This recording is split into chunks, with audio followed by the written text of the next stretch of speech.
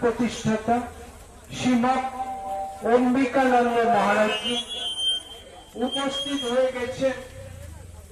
পশ্চিমবঙ্গ প্রদেশে কি ডক্টর শ্যামাপ্রসাদ মুখার্জির অবদান কি, ডক্টর শ্যামাপ্রসাদ মুখার্জির ভূমিকা কি, আর আমাদের পশ্চিমবঙ্গের বাঙালি হিন্দুদের জীবনে তার ঠিক কি কন্ট্রিবিউশন, এটা কিন্তু এত বহুল পরিমাণে আপনারাও জানতে পারতেন না, আমাদের আগামী প্রজন্মও জানতে পারত না। কৃষ্টি, বাঙালি হিন্দুদের যে সংস্কৃতি, বাঙালি হিন্দুদের যে আমাদের যে জীবনের যে মূল যে লক্ষ্য, এই সমস্ত কিছুকে তারা ভুলিয়ে দিয়েছিল।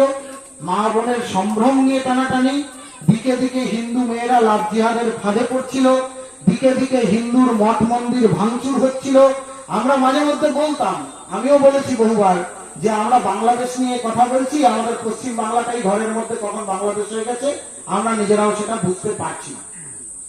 আজকে বাংলাদেশের কি পরিস্থিতি চলছিল, এই একটা সরকার পাল্টে যাওয়ার পরে, ইউনূসের সরকার আসার পর আপনারা দেখেছেন একজন সন্ন্যাসী চিন্ময় কৃষ্ণ প্রভু, তার অপরাধ কি? তার গলায় তুলসীর মালা, হাতে জপমালা, হরে কৃষ্ণ জপ করছেন। যে বৈষ্ণবেরা তিনারপি শুনিছেন তররপি সহিষ্ণুরার মন্ত্রে দীক্ষিত, যারা কাউকে মারা ধরা হিংসা করার নীতিতে বিশ্বাসী নয়, আজকে সেই চিন্ময় কৃষ্ণ প্রভুর মতো একজন সন্ন্যাসী সর্বত্যাগী, তাকে আজকে 2 বছরের বেশি সময় ধরে জেলের ভেতরে থাকতে হয়েছে। বাংলাদেশে ভাষণ দিতে পারতাম, এই কথা বলতে পারতাম, আজকে আমাকেও জেলের ভেতরে থাকতে হতো। আজকে আমাদের কণ্ঠকে রোধ করে রেখেছিল একটা সরকার। আর আপনারা বাগনানের অধিবাসী, বাগনান বিধানসভার তো একচ্ছত্রাধিপতি ছিলেন এখানকার বিধায়ক, দুর্ভাগ্যবশত এবারেও বিধায়ক হয়েছে।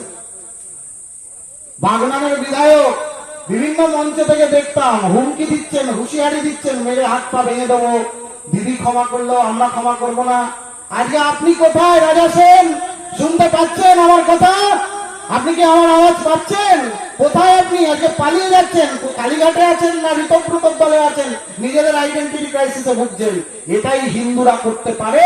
ওই রাজ্যের মুখ্যমন্ত্রী, প্রাক্তন মুখ্যমন্ত্রী যখন দাঁড়িয়ে মঞ্চে বলেছিলেন, আমি যদি চাই না একটা সম্প্রদায় 12টা 13টা বাজিয়ে দেবে, কোথায় আজকে সেই সম্প্রদায়? আমি দেখতে চাই।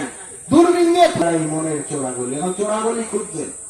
কে তৃণমূলের আসল মালিক, কে তৃণমূলের নেতা, কে চেয়ারপারসন, এই নিয়ে ওরা মারামারি করছে।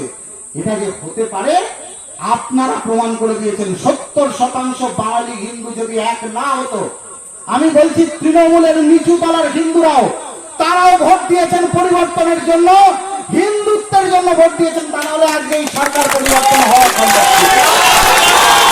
রাজ্যের একজন মুখ্যমন্ত্রী রেড রোডে দাঁড়িয়ে হিজাব বোরখা পরে নামাজ পড়ছেন, বলছেন আল্লাহর কাছে দোয়া করে বলি ইনশাআল্লাহ।